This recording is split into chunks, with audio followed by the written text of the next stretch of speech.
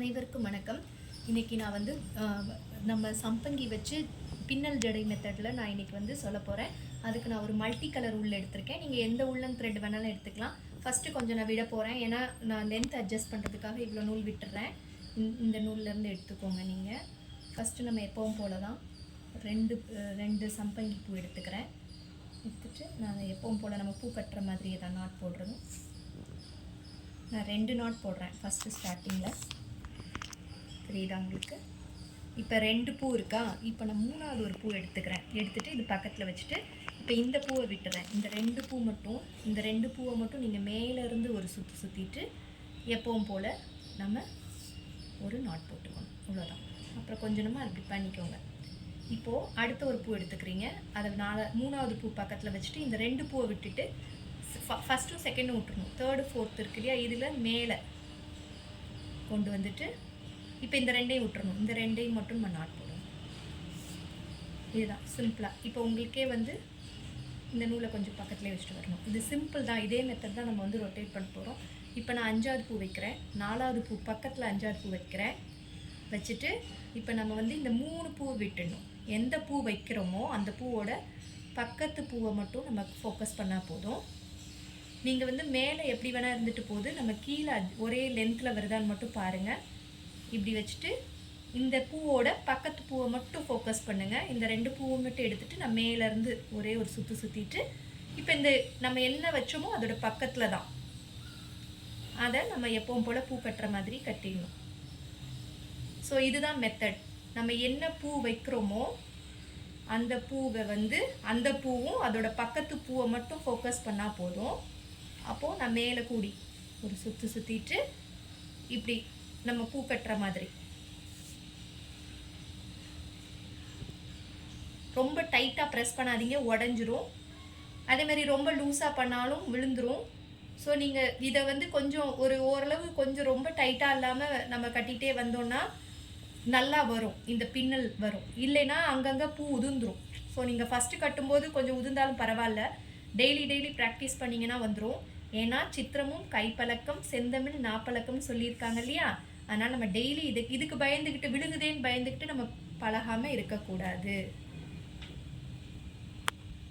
இப்போ பாருங்களா, நமக்கு இங்கே இப்போ பின்னல் ஜட ஆரம்பிச்சிருச்சு. பின்னாடியும் வரும், இது ஒரே டிசைனாக வரும். ஸோ நான் இதே மாதிரி இன்னும் கொஞ்சம் போட்டுட்டு உங்களுக்கு காமிக்கிறேன். திரும்பவும் சொல்கிறேன், நம்ம எந்த பூ வைக்கிறோமோ அந்த பூவும் அதோட பக்கத்து பூவை மட்டும் ஃபோக்கஸ் பண்ணுங்கள். வேறு எந்த பூவையும் நீங்கள் பார்க்க தேவையில்லை.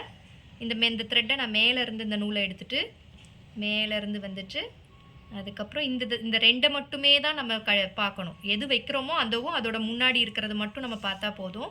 நம்ம பூ கட்டுற மாதிரியே கட்டுங்க. நீங்கள் இப்போ உங்களுக்கு பூ கட்ட தெரியாதவங்க கூட இதை நம்ம ஈஸியாக கட்டலாம். ஏன்னா இதோட தண்டு நல்லா பெருசாக இருக்குது. ஸோ நம்ம கைக்கு வாட்டமாக வரும். நம்ம இதே மல்லிப்பூலெல்லாம் கட்டினா சின்னதாக இருக்கும் தண்டு. அதனால் நம்மளுக்கு அது வந்து விழுந்துரும். அப்போது இது வந்து உங்களுக்கு ஈஸியாக இருக்கும். நீங்கள் பழகிறப்போ இதை வச்சு இந்த மாதிரி பெரிய நீளமாக காம்பு இருக்கிறத வச்சு நம்ம பழகணுன்னா ரொம்ப ஈஸியாக இருக்கும். ஸோ இது ரொம்ப ஈஸி தான், யார் வேணாலும் பண்ணலாம். இந்த பூவை எடுத்துக்கிறீங்க, ஒரு பூவை பக்கத்தில் இருக்கிற பூவை வைக்கிறீங்க, இந்த பூவெல்லாம் விட்டுறீங்க. இந்த 2 பூவை மட்டும் ஃபோக்கஸ் பண்ணிகிட்டே வந்தீங்கன்னா உங்களுக்கு மிஸ் ஆகாது. நடுவில் ஏதாவது ஒரு இடத்துல இந்த 2க்கு பதிலாக ஒரு இதில் போட்டிங்கன்னா உங்களுக்கு அந்த டிசைன்லேயே தெரிஞ்சிரும், அப்படியே பூ விழுந்துடும்.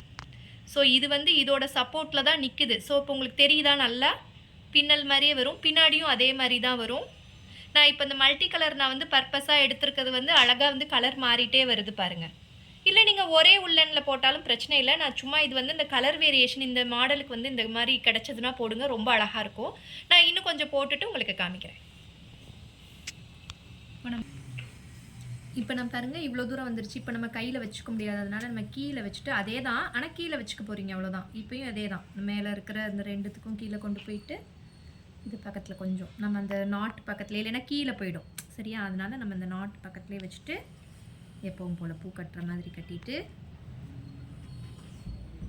அதே தான் இப்படி பிடிச்சி லைட்டாக எடுத்துகிட்டு இதை நீங்கள் கொஞ்சம் பக்கத்தில் வச்சுட்டு இந்த 2 நூலையும் வச்சுட்டிங்கன்னா ஒவ்வொரு தடவையும் கொஞ்சம் அப்படி லைட்டாக அட்ஜஸ்ட் பண்ணிகிட்டே வந்துட்டோம்னா நமக்கு அப்பயே வந்து அந்த இது கரெக்டாக வந்துடும்.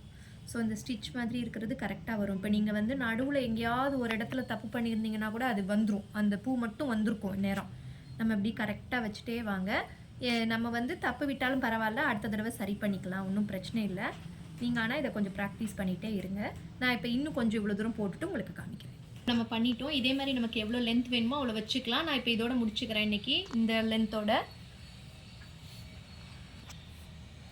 இது மாதிரி உங்களுக்கு கார்லாண்ட் ரிலேட்டட் வீடியோஸ் இனிமேல் நிறைய வரும். என்னோடய சேனலை சப்ஸ்கிரைப் பண்ணி வச்சுக்கோங்க. உங்களுக்கு ரொம்ப ஹெல்ப்ஃபுல்லாக இருக்கும். நன்றி, வணக்கம்.